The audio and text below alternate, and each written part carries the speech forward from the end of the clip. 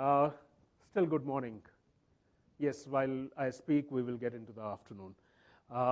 Quick check of activities. If I can request some of the people sitting in the back also to come in front, some of the slides might be better visible. That's the only advantage which comes out. What I will request is I will at times request you to give a show of hands in terms of perspectives. Please feel free. These are our daily life activities. What I'm talking through is not through any theory. What I will try and look at is where the practicality of how design thinking has evolved, how design thinking has added value into some of the areas which we come across and take for granted. How many of you recognize this? How many of you have utilized what we call the GKR or Ganne ka Ras? Drunk that. This is a standard fixture across a lot of locations, across different cities, across the country. One crusher. Olden times it used to be powered by the hand power.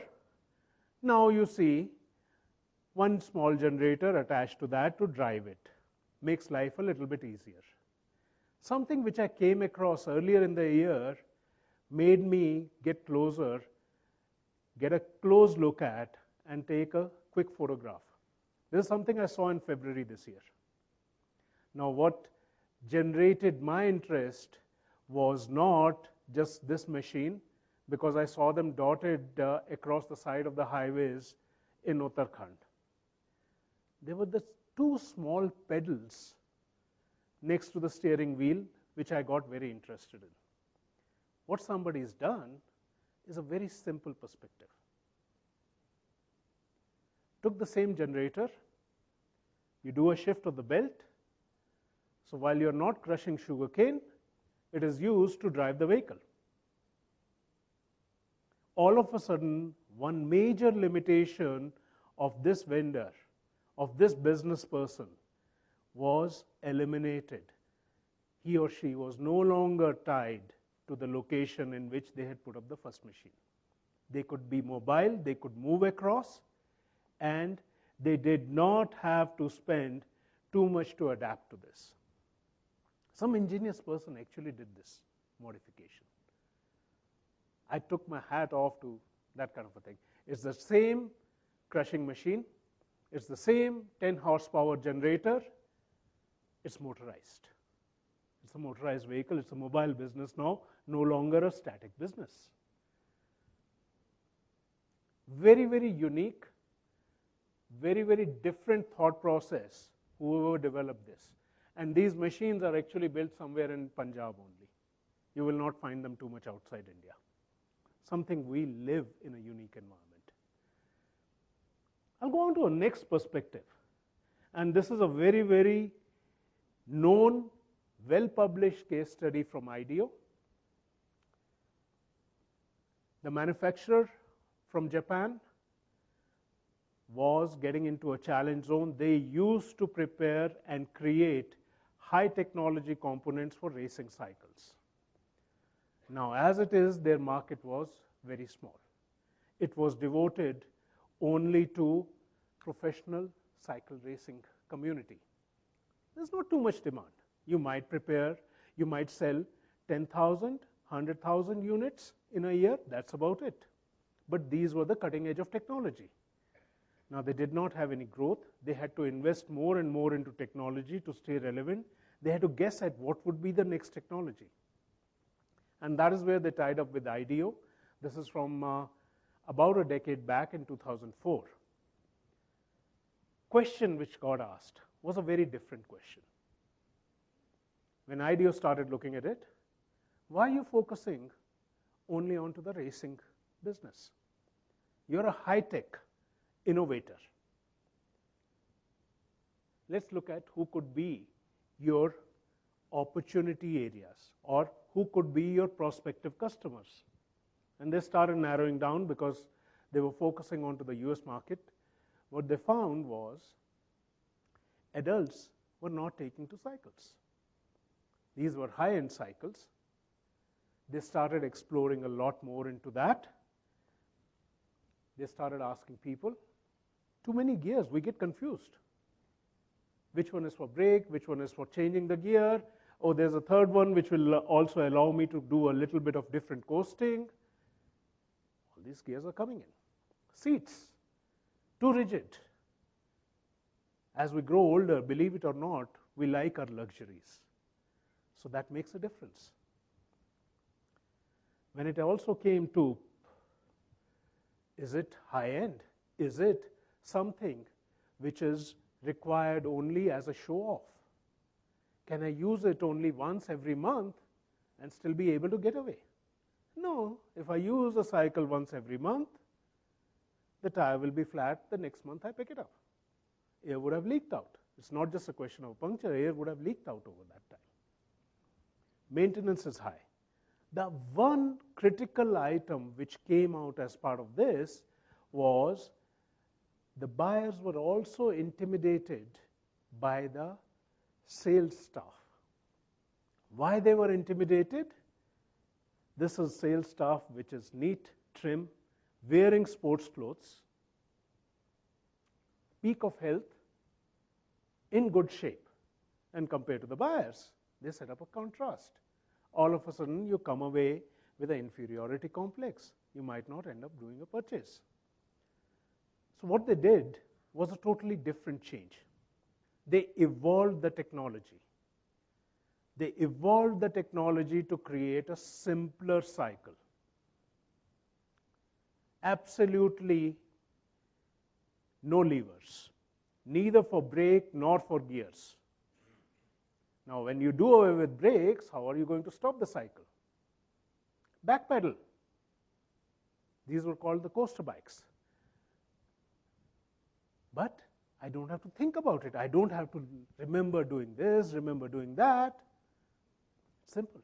Seats, much more comfortable. Tires, solid rubber tires, no maintenance required. But what went into creating that was even a greater level of technology than what was available. What got created was a totally different business environment. Now, if people had thought about that this is the requirement, this is what we need to do, how can we push up the sales? We might have done something else. But they went about it a totally different definition path. And I'll come back to both these examples later. What I will get on to is a third example. Now, for this one, I have one simple request. Please keep in mind, this is from 2 decades back. There was no internet. There were no web technologies.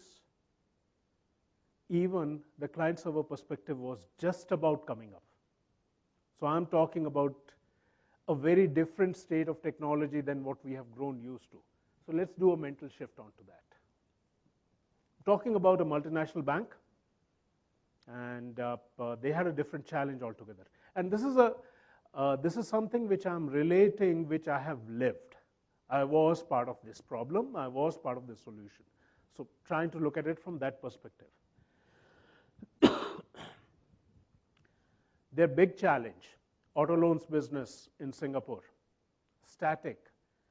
If there are new purchases and new loans are being taken, the old loans are being retired. The portfolio size is just about static, no change happening. Costs increasing. As time has passed, inflation is taking care of the costs. There is a little bit of a challenge coming in terms of reducing profitability. Singapore, the auto loans business is a slightly different twist. When people want an auto loan, they don't go to the bank. And I'm talking mid-90s, so please keep that in mind. They don't go to the bank. They go to a finance broker. Finance broker would work with 4 or 5 different banks, try and get a good deal out for you. Whichever deal is suitable, look at closing that out. Turnaround time, 5 to 6 days. Normal in that time. Everyone was doing the same thing. 5 to 6 days to close a loan, get the payment out, you can go and pick up your vehicle after that. There were some other things also which were working in the background. The finance broker was the one who would collect the installments from the borrower. So for the customer, the finance broker was the bank. Who does the finance broker place a loan with? Customer does not have a say. Finance broker is in a position to influence it. And influence it to what extent? This bank is giving me a 0.1% better margin. Let me place more loans with this bank. I can't walk away from the other bank, so I'll push some loans across to them. But because there's a 0.1% more, I will share it across with them. Challenge came because now the finance broker is collecting all the installments. Money has come from the bank. At the end of the month, they have to also settle with the bank for all the installments, net of their commissions. That cycle was somewhere around 5 to 6 weeks. This is the kind of situation which we landed up in. What would have been typically the approach we would have taken? And this is a standards requirement gathering approach from that time. 5 or 6 days to do a loan origination. Let's look at how we can compress the process. At that time, I know if we had gotten down to that, we would have compressed the process to about half that time. Shorter time frame, get the loan out faster. Use a little bit better technology, get the reconciliation cycle also down from 5 to 6 weeks to something like 3 weeks, 4 weeks. Every week which gets cut out automatically makes a difference to the bank profitability because the cost of funds is not working against the bank. You're getting your money faster. That would have been the entire standard approach which we would have taken. We would have been absolutely right in doing that. Map the existing process, map the new to-be process with the refinements. When we take it out into the field, we will lose some of the efficiency, but we will still have made enough gains to make an advantageous situation for the bank. We would have arrested the loss which was occurring in the portfolio because of the increasing cost of operations. Now, this is where we step back. And we step back to look at, can we even figure out who's the customer for us? Is it the IT director who's asked for this kind of a project to be run? Is it the business head? Is it the operations head? Is it the group of people whom we are interviewing to understand what is the current process? All these are our traditional customers. Is that enough? Who do you think should have been there?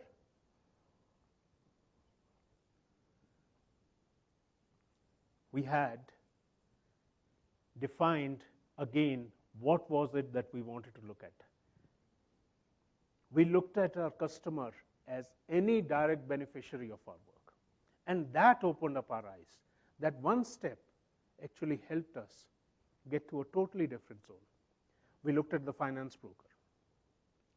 We looked at the end customer, which was waiting after selecting a vehicle a few days to get possession of that vehicle.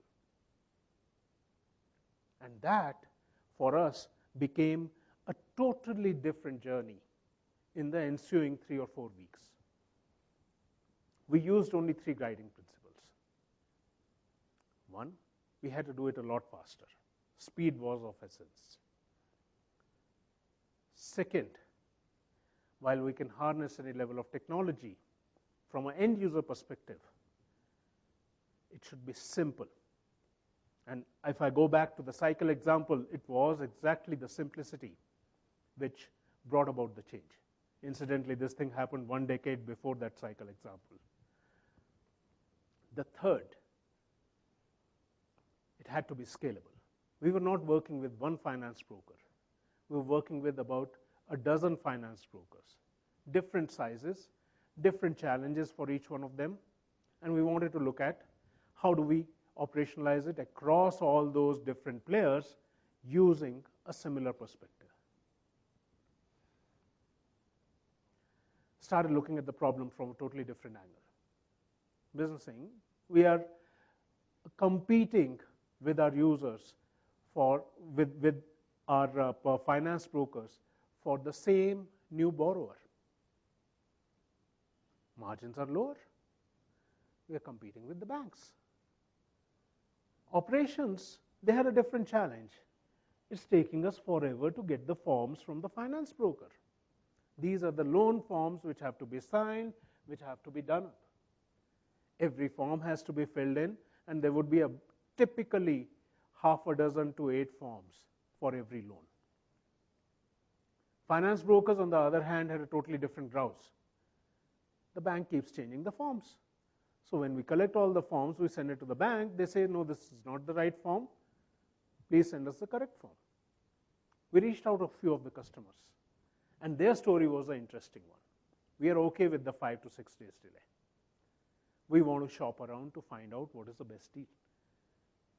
Now, this is where a standard interview would have said 5 to 6 days is okay. If we reduce it to 4 days, we are still okay.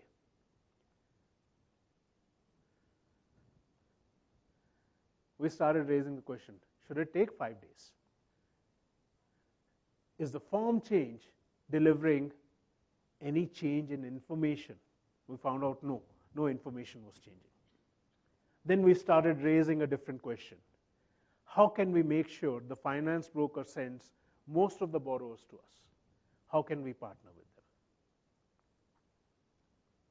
We went on to the second stage, which is after the loan has been issued. The entire challenge around having 5 to 6 weeks of delay to reconcile. Some loans have been prepaid. Finance broker does not share that knowledge. When we reached out to the finance brokers, found a totally different ballgame. None of them had any systems. They used to work with Excels. Some of them used to work only with paper and pen. Eye-opener for us. Yes, it's going to take them a long time to go through their entire set of ledgers and figure out what is the settlement. It is going to take time. Every single difference is going to take another 2 days to reconcile. This is what started giving us the second set of reads. There's no standard piece of information which both the bank and the finance brokers can use. And it gave us a totally different belief. If we can lick some of these problems, we can reach a stage where the finance broker is our partner. The question which we started asking in first stage became a certainty. Incidentally, the team which was working on this one had only 4 members. The head of the auto loans business, the head of the auto loans operations, I was a tech expert, and we had 1 management trainee working with us. There were only 4 of us who were working on to that, reaching out to each and every constituent and trying to get the inputs from them, trying to understand their perspectives. At times, remember what we were talking in our morning session, what Ramesh was talking, the bipolar perspective, what is incremental and what is evolutionary or exploratory. We disregarded some of the comments which were okay with our constituents to say, we can change this also. The net result, before I get on to the net result, when we prepared our final proposal, what ended up happening was 2 days later we were asked to present the entire proposal to the APAC board. Our proposal had been liked so much. We were talking about a drastic change of what could be. Typically, a person, and this was based on some of the conversations we had, a person who was looking at buying a vehicle would spend the morning looking at different vehicle models, talking to different dealers, narrowing down on the vehicle. Around late afternoon, they would walk into a first finance broker office. What we changed is what started the entire journey on a totally different path. As part of the discussion, the finance broker person would start entering the data then and there onto a user interface. Now keep in mind, this is not web enabled. I'm talking 2 decades back. So we did not have the web connectivity. There was nothing which was called the internet at that time. 1 hour it would take for all data to be entered. And we found the number of data pieces which were getting captured was probably around 40 to 50 data pieces, not more than that. Every form had the name, the address of the individual, but it has to be captured only once. The next stage was where we brought about our kingpin. The moment you submit the data, 5 minutes later, for 80 to 90% of the cases, the approval is done. What would take 5 days? We have taken the approval to 5 minutes. Now, 5 minutes is an overkill, but actual item, yes, 2 to 3 minutes, this would be done. Print off the forms then and there. This is with the approvals and with everything. The customer is happy. They don't have to fill out all the forms manually. Write their name and address half a dozen times on different forms, every time with accuracy. They have given it once, they have validated it on the screen, it's printed out. About an hour later, and this is the time when Singapore was using a lot of these motorcycle couriers. Less than an hour later, this would be at our operations center. Considering the number of forms which would come in, what the operations person was doing was using a simple checklist which was generated off the same system. These are the forms which were printed out for this particular loan application. Have we received all those forms? Have all the forms been properly signed, stamped? That's it. The actual turnaround onto that was 2 to 3 minutes. I'm keeping half an hour also because they would start working around 6:15 onto validating these forms, collecting all of them in batches. Once that was done, the officer would sign off on the loan. By 8 p.m., the funds would have been transferred to the auto dealer's account. It's not a question of waiting 6 or 8 days. From the time the person walked into the finance broker office, 3 to 4 hours later, the funds are already with the finance broker. Next morning, the customer does not have to come to the finance broker or to the bank or anything like that. They go straight to the dealer, pick up their vehicle, and they're on their way. What had changed was 5 to 6 days process converted to less than a day, overnight. Shook up the market. All of a sudden, the other banks were wondering, what is it that we need to do to compete against this? Finance broker is happy. They have locked in the loan. They have sold it. They have closed everything in less than a day. They were pushing more business to us. The best part from a bank internal perspective came in was not what we looked at as to the new customer gain also. We extended the system to the finance broker office. They had a system where they could see the EMIs one-on-one. They could collect the EMIs, generate the entire receipt out of that. But we created a common pool of information amongst the finance broker and the bank. Reconciliations, which used to take time, and if you can imagine 5 weeks delayed collections, if you can imagine 2 people devoted to the reconciliations day in, day out at the bank side, and I'm not even talking the manpower at the finance broker side. Those were all eliminated. The bank system was actually paid from the first year savings we gained out of eliminating this float. So we did not bank on getting more customers into the bank. We could give a very crisp business case to the business head that yes, this is where your financing is coming from. This is where a huge difference happened. What did we end up doing? Across all the 3 cases, it became a question of, do I need to delve into the business model of my customer? Look at the sugarcane seller. One of his biggest challenges is he is rooted to a single spot. Make him mobile, his business model evolves. He can spend the morning in one location, afternoon in another, and evening in another location. He is taking his business to the customer. The customer does not have to come to him. Eliminated a huge business limitation for him. But that is only if we start delving into the business models. Whether we look at cycles, create a totally different business segment.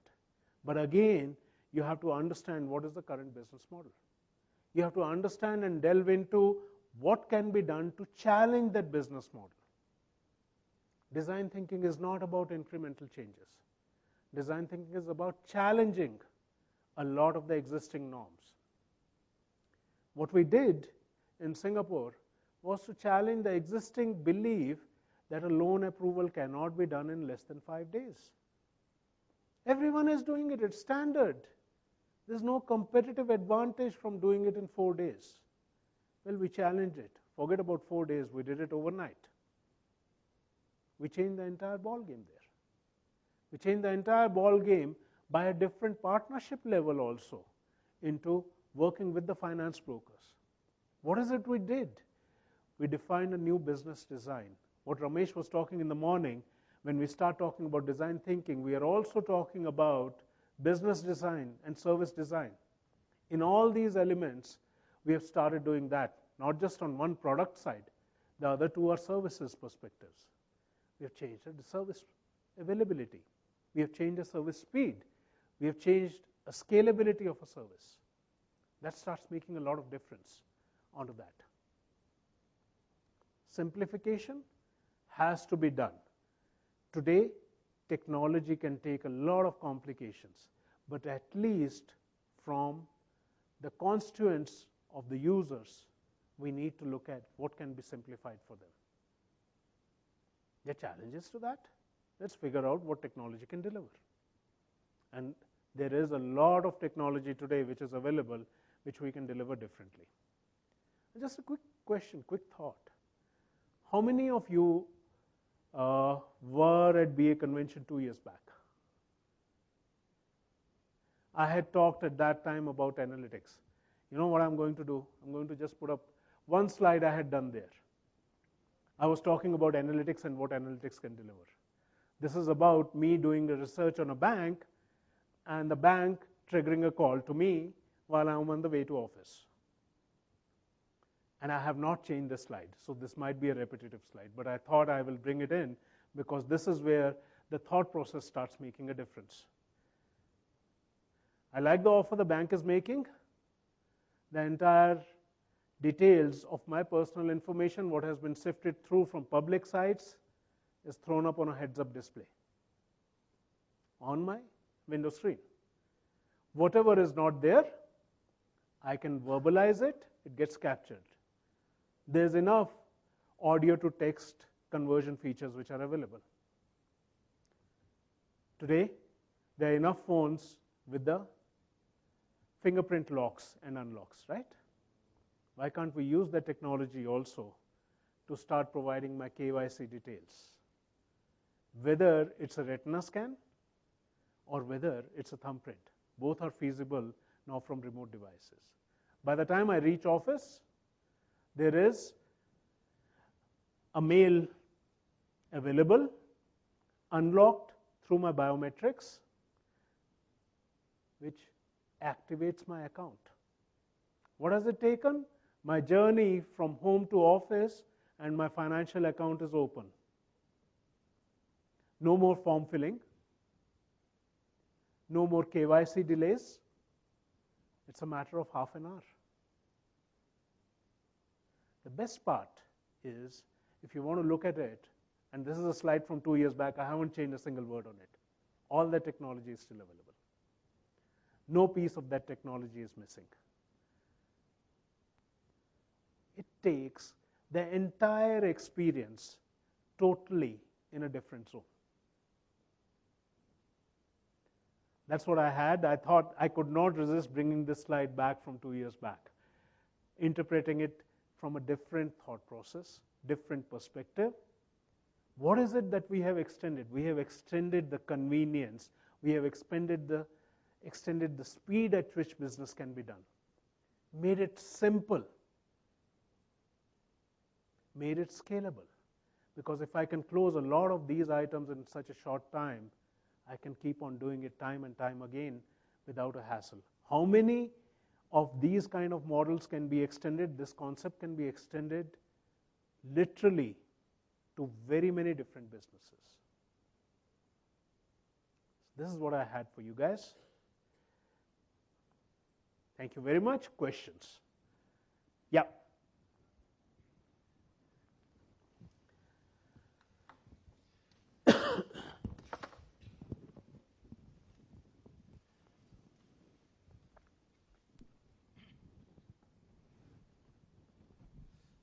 Sir, any examples within capital market space for design thinking?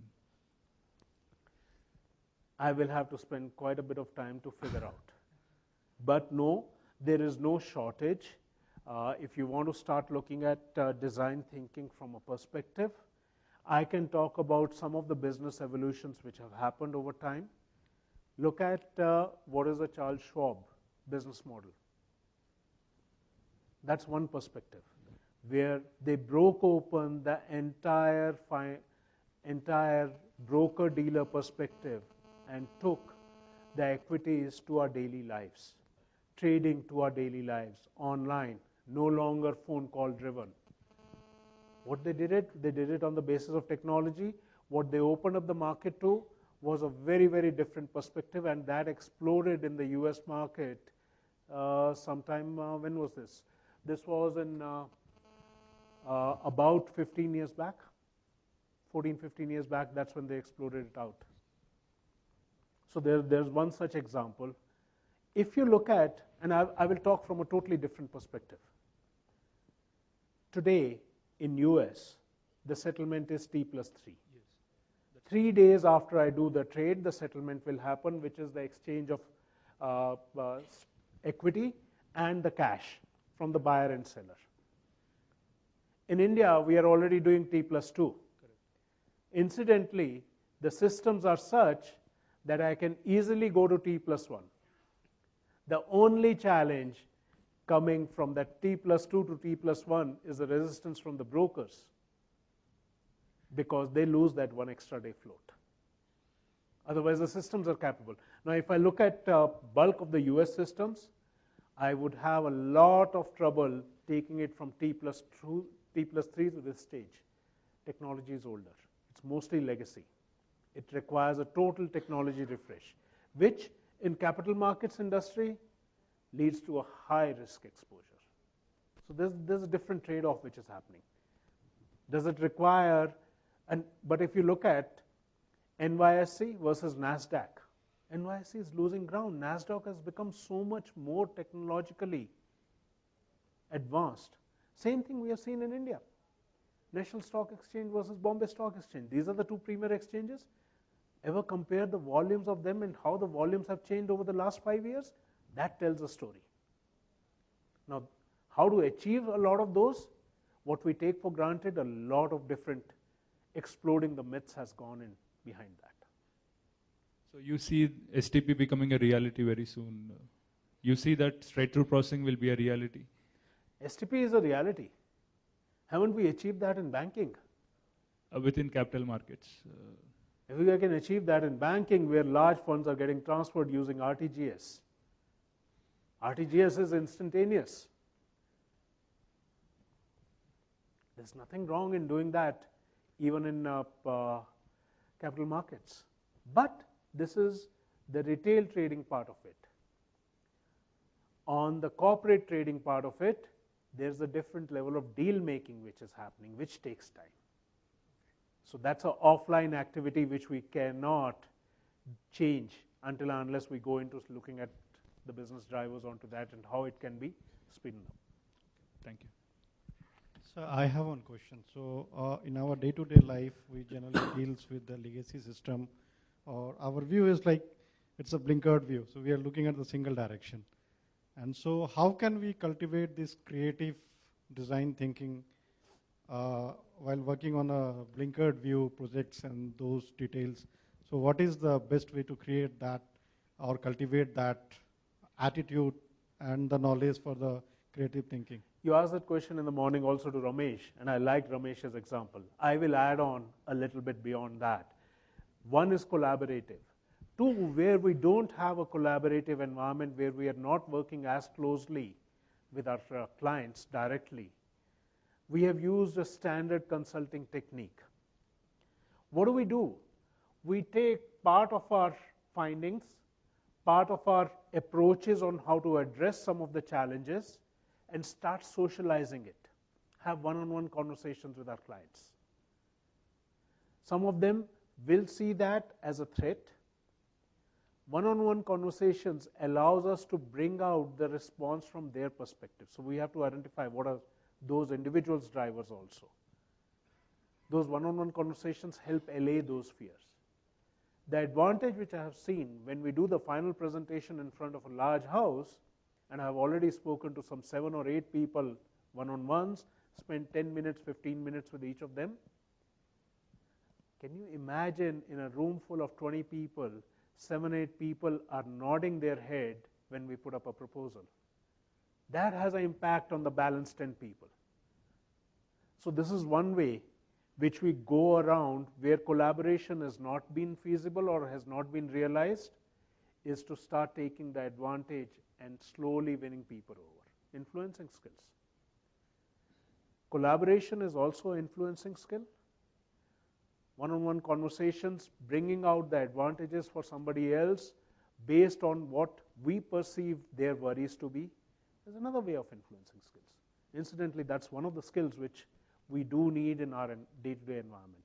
When we want to start doing drastic shifts into the way business is done, even to suggest that, if we come out and blurt it out in the open, we are killing ourselves. We are killing the entire proposal, because very few people like change. We don't like change ourselves. So how do you change? Slowly working on the mindsets. So these are some of the skills which actually go into design thinking. The collaboration part, how do you keep influencing time and again? But collaboration also requires not a one-way flow. I need to influence this person. I need to hear that person's viewpoint also. Some of the ideas from the other person also might be great. Let's give that credit and absorb those. Those are items which start making a difference. Hi, Sanjay. My name is Sudhir, and I'm also a part of IT's Infotech. My question is something on the same line, but once we are spent 2 or 3 years as a BA, so now we have a standard procedures and process to be followed, and we have a management hierarchy line there. So at that point of time, how to think about innovation at the same time continue with the work or a standard procedure? See, when we are working in a project, I do understand the challenges. We can't shake the boat too strongly. Incremental advantages do come out. My perception and my perspective is it takes us 3 to 5 years to start moving from a BA role into a role where we have enough knowledge about the industry of our client that we can start giving them also some suggestions which might be useful for them. These are business-driven suggestions. That is where a BA is slowly transitioning into what I would call a consultant perspective. It's a business analysis perspective. It's driven based on analysis, but it's a consulting approach which gets started. So that is where is one zone, where we have reached a level where we can hold our own in terms of our knowledge of the industry, of our client. The second perspective, when we come out of a project and we start doing, and this happens across multiple organizations, we start doing some internal project, even if it's a short duration project, that's the time to experiment also. Thank you. The risk is lower. Thanks.